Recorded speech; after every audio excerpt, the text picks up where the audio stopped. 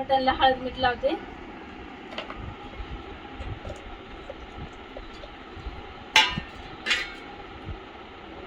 हे बघा मीठ, हळद आणि अद्रक लसूण आणि कोथिंबीर ही पेस्ट आहे. हे सर्व लावून घेऊया.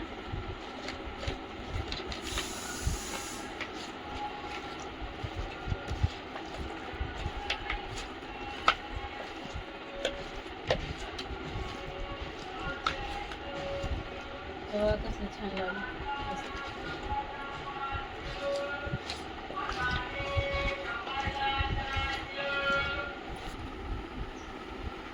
बघा मीठ, हळद आणि अद्रक लसणाची पेस्ट लावून घेतलेले आहे. तर आता मॅरिनेट करून ठेवूया 5 मिनिट. टोप गरम झालेला आहे. तेल टाकते. हे आहे राईचं तेल.